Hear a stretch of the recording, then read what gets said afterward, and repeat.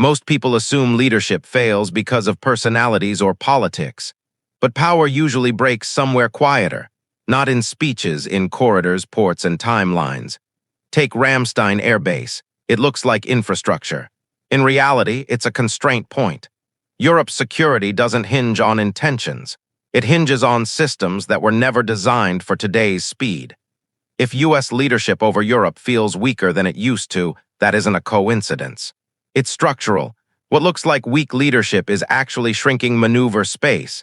Aging alliances, compressed response windows, and logistics chains built for another century. Headlines focus on summits.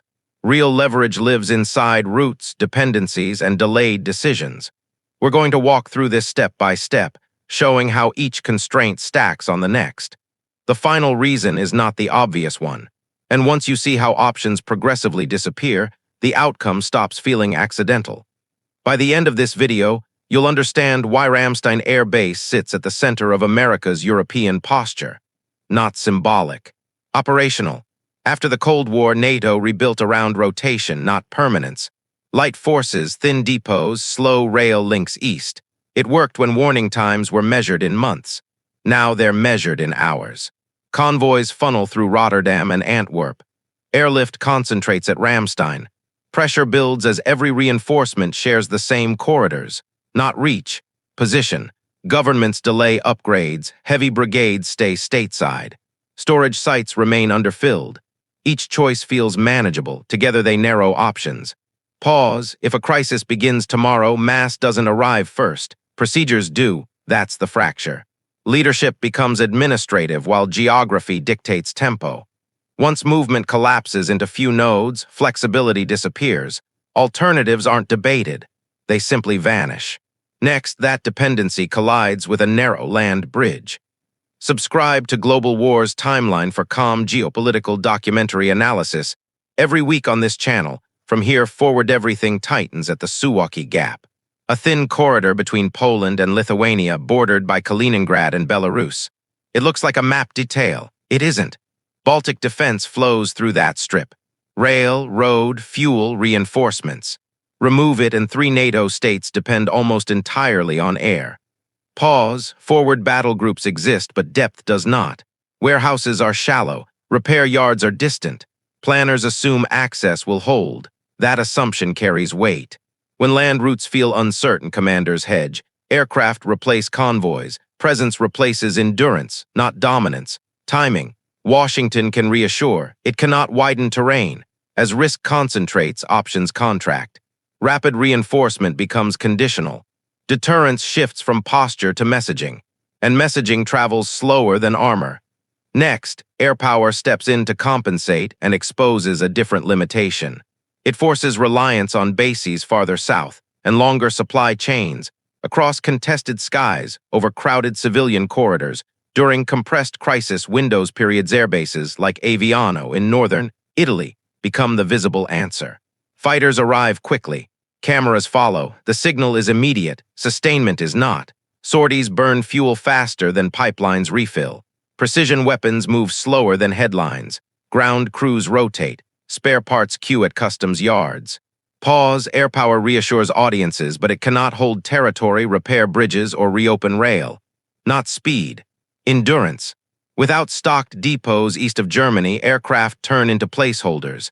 Presence replaces persistence. Washington fills gaps with rotations. Europe waits for infrastructure. Each delay stretches the calendar. Each stretch shrinks strategic choice.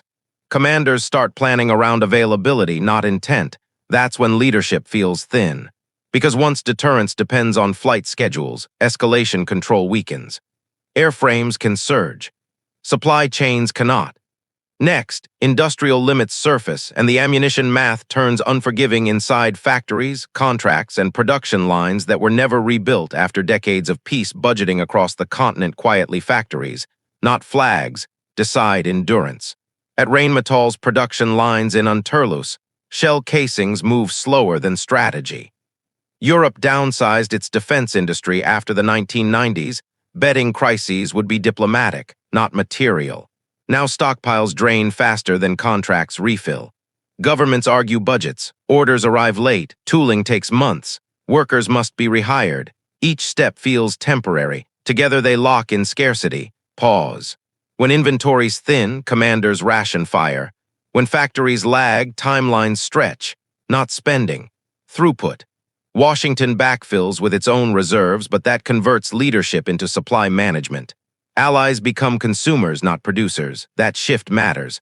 Once replenishment depends on external flow, autonomy fades. Options narrow to whatever ships first. Railcars wait outside plants. Ammunition queues behind peacetime exports. The calendar becomes the battlefield. From here on, strategy must obey manufacturing cycles Europe no longer controls. Next, this industrial lag feeds directly into who owns the sensors. The targeting dot control now flows through Ramstein's ISR relay rooms, where satellite feeds, drone tracks, and targeting data converge. European units operate downstream of that architecture. After 2001, the United States built layered surveillance across the continent. Europe largely plugged into it. Pause. Over time, decision authority drifted with the data. Local commanders wait for external confirmation. Strike packages queue behind remote validation, not sovereignty, dependency. Budgets favored access over ownership. Indigenous sensor programs stalled. Each compromise seemed technical.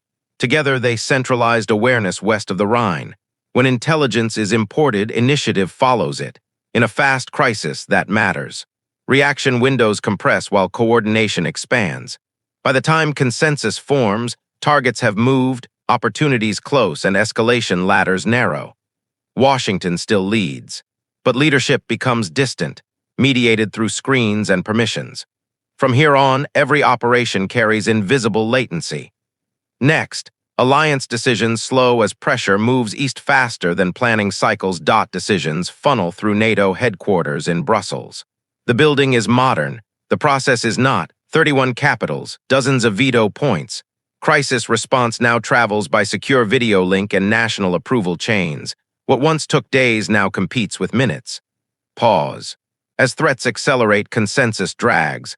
Emergency sessions convene. Draft statements circulate. Red lines soften into language, not unity, velocity. Operational windows close while positions are negotiated. Commanders receive guidance after timelines have shifted. Forces wait for political clarity that arrives too late to shape events. The alliance was designed to prevent reckless moves. It was not designed for compressed warfare. Washington cannot act first without fracturing cohesion. It cannot wait without losing initiative. Leadership becomes mediation. That contradiction tightens. Once strategy depends on unanimity, early action disappears. Choices collapse into lowest common denominator responses. From here forward, geography begins splitting priorities between exposed eastern states and insulated western capitals. Risk is not distributed evenly. In Tallinn, NATO battle groups sit within artillery range of potential flashpoints. In Paris and Madrid, distance softens urgency. Geography divides perception.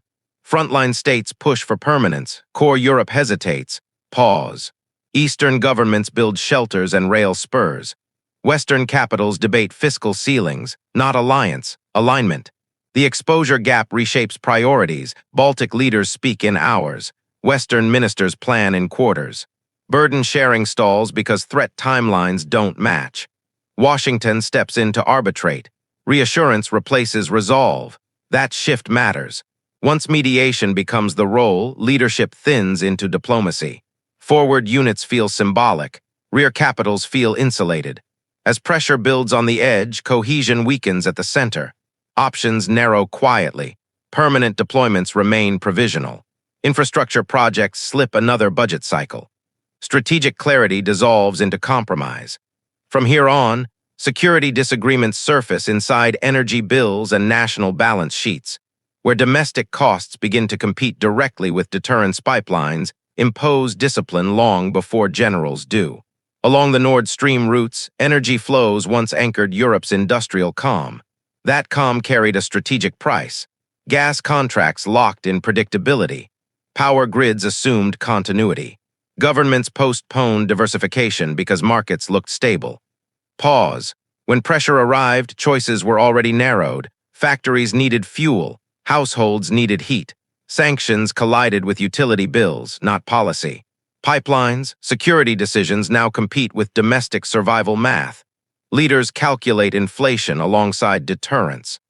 Washington urges alignment, but energy dependence sets limits no communique can override.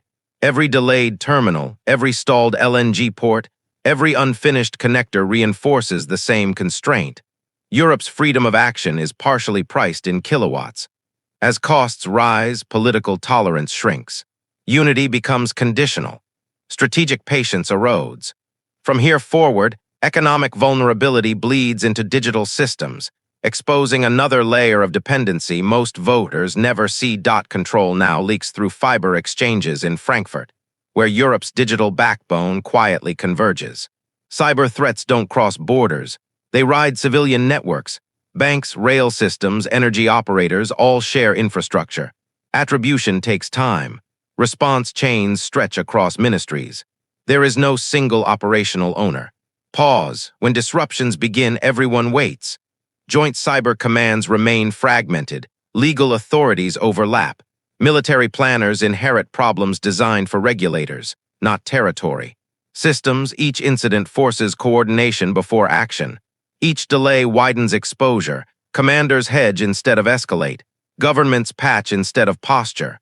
Washington offers capability. Europe offers jurisdiction. The gap between them becomes operational friction. As pressure mounts, escalation control weakens. Digital instability spills into logistics scheduling, payment systems, and public confidence. Options compress invisibly. From here on, all these constraints collapse inward toward force posture itself, where geography, industry, politics, and technology finally meet. NATO force maps still reflect a bipolar world. Forward presence here, strategic depth there, but today's environment isn't divided into two blocks. It's layered, crowded, and simultaneous. Bases like Ramstein anchor planning that assumes a central organizer. That organizer is still Washington. Pause. But multipolar pressure doesn't wait for hierarchy. Europe now operates inside overlapping constraints. Slow industry, fragmented cyber authority, uneven geography, energy exposure, and alliance consensus. None collapse alone. Together they redefine leadership, not command, coordination, not dominance, management. The United States remains powerful, but power today is positional, conditional, negotiated across systems that were never designed to move together. That's the shift. Leadership becomes about stabilizing friction rather than directing outcomes. Strategy becomes about preserving alignment rather than shaping terrain. The precedent matters. Future alliances will look like this: distributed risk, diluted control, compressed timelines. Not weaker leadership. Different physics. Subscribe to Global War's timeline for calm, human-edited geopolitical documentaries that explain how modern power actually works.